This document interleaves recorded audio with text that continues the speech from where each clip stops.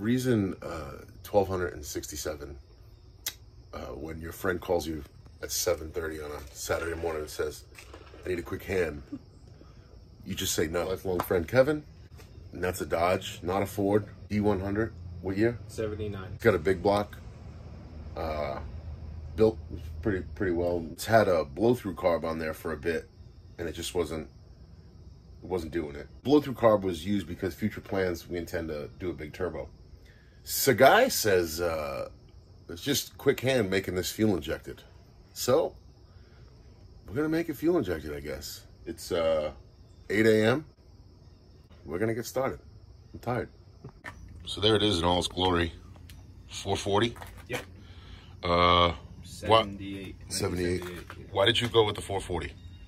Because I got the motor for free. Okay. And it's cool. Low mileage motor, right? It came out of a motorhome. Yeah, 22,000 on it. 22,000. And I mean, you just use it for the power plant. What besides stock cam still? Stock cam. And that's going to be something we do in the future, but kind of want to get it to run right on its own right now with the fuel injected. And then we did a converter recommended by the guys, and that kind of woke the tranny up a little bit too, because you modified the tranny to be a little aggressive. Yeah, I got good clutches in it and an aggressive shift kit. We're both mechanics. Kevin's an established boat mechanic, and I'm backyard Craigslist mechanic. So between the both of us, we should get this thing to run on all 9 cylinders. Yeah. All right, so we went with Sniper EFI kit. Why this kit? For what we were doing, it's the ideal kit. Yeah, it does everything we need, and it's capable of 650 horse, and we won't get to that. So no, I mean 500 in a little truck that weighs. That would be awesome if we could make it 5. Yeah. 500 in a truck that weighs 3,000 pounds. Yeah, it's gonna be fun. And the kit comes with pretty much, as you guys know too, this is nothing really mind blowing, but it comes with everything you need, including fuel system stuff. Yeah, this was like a master kit, so it came with a fuel pump, fuel line. And it's literally a matter of 4 to 5 wires, welding in an O2 bung. We're gonna weld in an O2 bung. They did give you a bracket. They give you like a slip bracket for the O2, but we're actually we have a welder and we have a bung, and we're gonna just weld the bung right in so we don't have to worry about it. Get a clean O2 reading, and we'll be good. All right, so there's the power plant right there. Pretty much GM style sensors. You got your TPS here. You got an IAC valve there. And I guess the computer is integrated in the unit. It's built right into the front right here. Wow. Multiple intake options too. As far as fuel delivery? Yeah, so you got 1, 2, 3, and this is always the return, but you have multiple options. Oh, that's a regulator too. Built right in, yep. All right. If you want to run an external regulator, you can cap this one off. Okay. And run an external regulator if you want. But again, for our setup right now, what we're trying to do, we just want to get the thing to fire up today and try to even itself out. Yep. So I think I'm going to get started on the front side, and you get started with the fuel pump? Yep. All right. So just looking, whenever you have a marine mechanic engineer a throttle cable bracket, yeah, we're going to have to tend to getting that to work with the Sniper fuel injector unit, but that comes off. Look down in there. I'll check in with Kevin in the back in a minute, see what's up. So guys, when taking on these projects, when your buddy says, I got everything, it's gonna be quick, you can almost assume that you don't have everything and it's not gonna be quick. We're currently trying to figure out this contraption that Kevin designed. Again, marine mechanic, so, you know, you could probably cook yourself a dinner with this, but it does not work with the Sniper carburetor fuel injector unit. So I'm digging through sheds and boxes and trying to find some bracketry. So I'm gonna try to come up with something to make that all work. Looks pretty straightforward though. It should be okay. So this is the pump that comes in the kit mounted? Yes, yep, temporarily mounted just so I can get all my...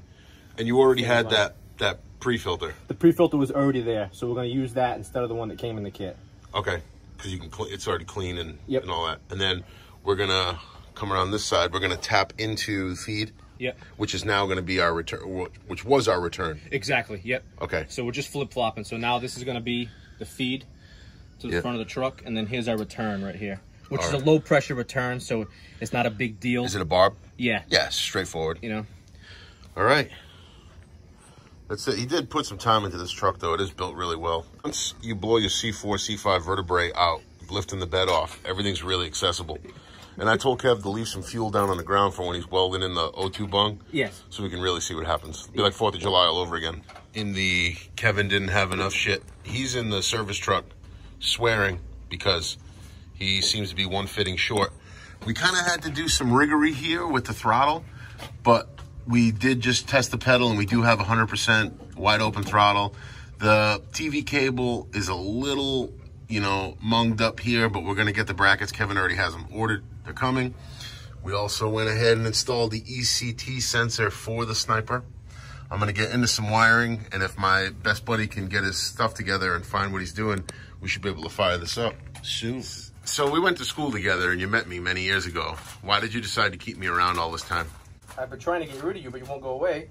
I take offense to that. Is it because I'm a Ford guy? No. You've had Fords. I have had them all. Yeah. Everything breaks. Doesn't matter what kind of car it is. You were one of the guys to score one of the last T-top cars. It was an 87 GT for like $1.99. What'd you pay for it? $500 I bought that car for. Stick? Yep. It was a fun car. With a T-top. No rot. And you probably sold it for $800 and he thought you were the man. I sold it for $2,500. I still remember that. Yep. You criminal. Yep. With a smile on your face. That's back when I had hair. It was nice with the T-tops on. Oh, because you had a ponytail. That's right. Looked like a young Lorenzo Lamas. Remember that show, Renegade? What are you looking for? A 90-degree -8 adapter. So let's just talk about this, too. This is Kevin's work truck. Most people have, you know, Ford Ranger, Toyota Tacoma. Not my guy. He gets a Postal Service mail truck, decks it out with toolboxes, every Milwaukee tool you can think of. That really lets you know that he's not packing anything under the hood, if you know what I mean. You think that's bad? Look at my daily driver truck. Yeah, oh yeah. But he's got a vise and a carburetor that never really worked. Okay, back to work. So we're getting into some of the preliminary wiring, and it's pretty straightforward. I have to say, the Sniper kit, you know, there's mixed reviews online, but it's probably 5 wires. They request that these go right to the power and ground, go right to the battery. And you have your turn on, and you have your fuel pump trip wire.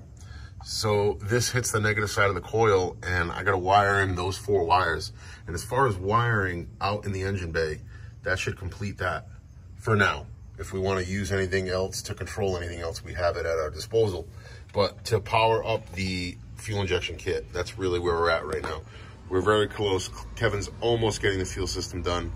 He missed a couple of fittings, but we got him. We got it figured out. So that's where we're at. It helped out too. He made like a junction there. So we have our key on strip. We have battery post. We have ground post. So it should be straightforward. So just a preliminary check-in.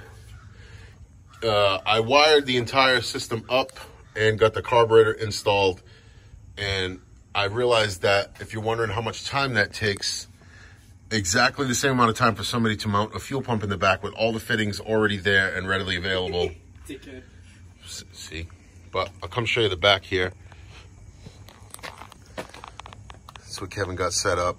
So the Sniper kit gives you a whole fuel system setup. You really don't need anything else. We just rested the battery on there now. We're gonna prime the fuel system in a minute. So we have our feed and return lines coming through the frame rail here, and they're bushing, so they're not going to rub and rot away. They go into the Sniper unit.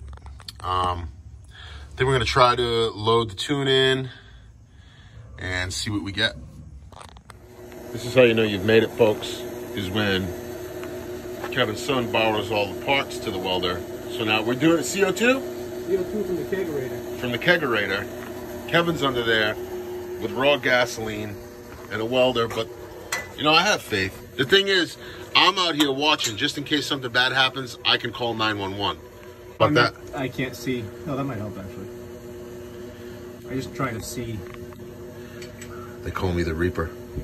I don't know.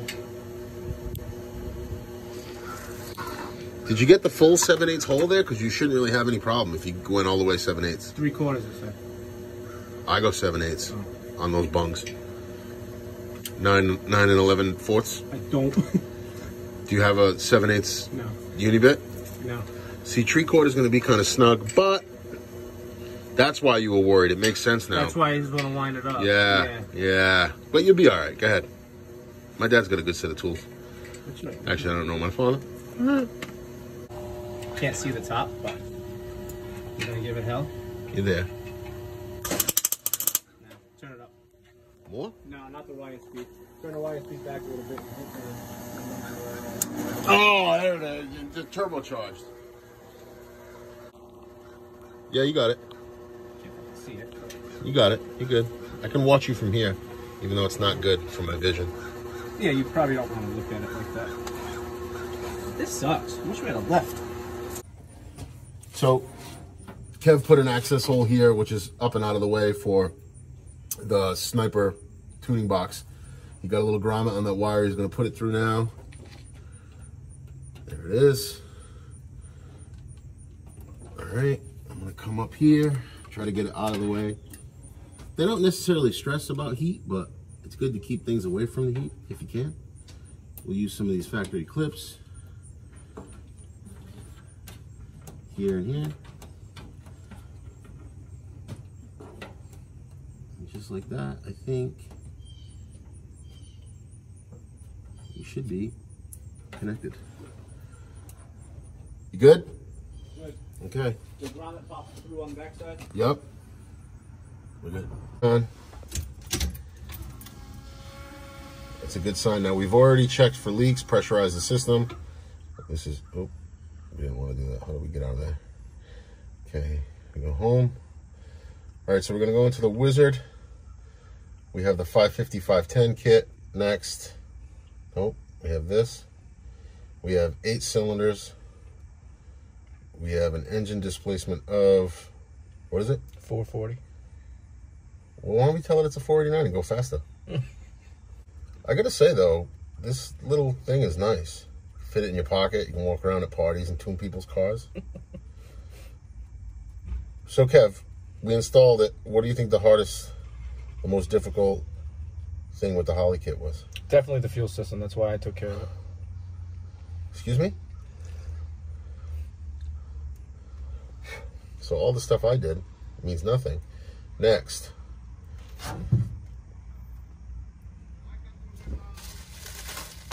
Target idle speed, it's an automatic with a converter. We'll go 740. Next. Oh, look at this. A stylist. Start. Next. No power adder. We went to the negative side of the coil, right? Mm-hmm. This is our tune.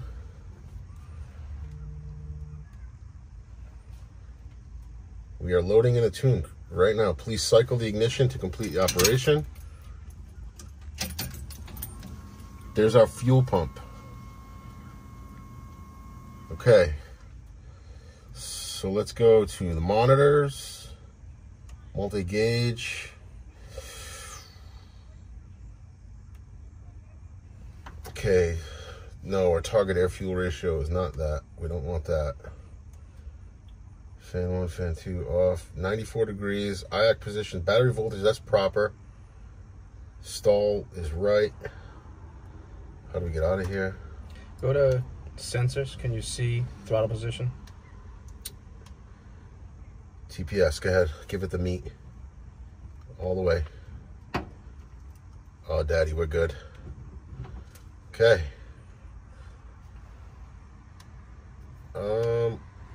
I don't know. Wait, I don't want this one. Give it the crank. See what happens. We're running. Just like that.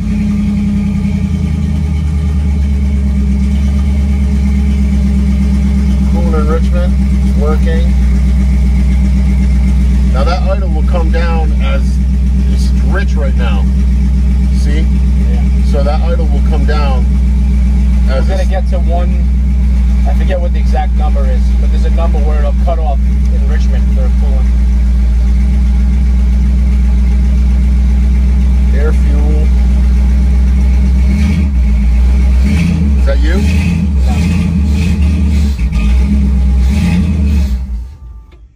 Fired up.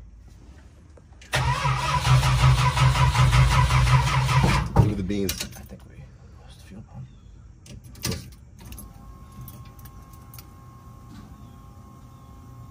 Good.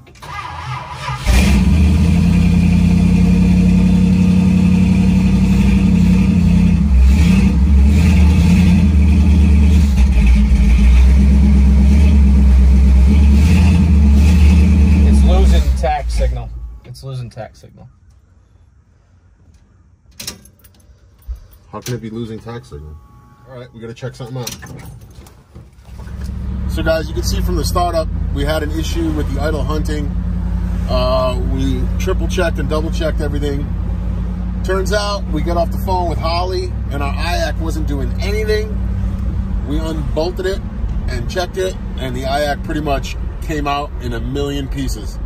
So luckily our local parts store, so I think the issue was the IAC couldn't retract when it was trying to let minimum air in. So we're gonna go to a local parts store right now and get an IAC. Luckily we found one. We're gonna slam that in and hopefully that took care of things, because that would be really great. We're so close.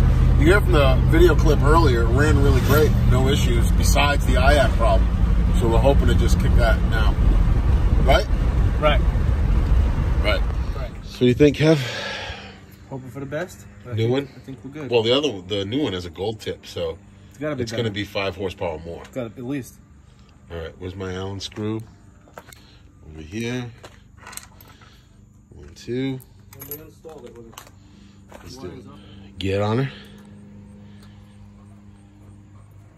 It's plugged in. All right. So we want to see it fire, and we want to watch IAC right now. It's erect. Correct or erect? Both.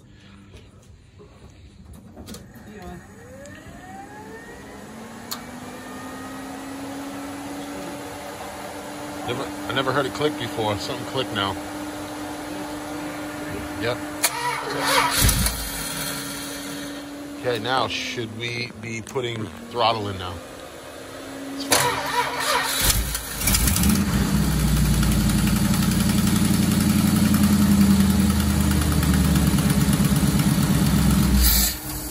Nope.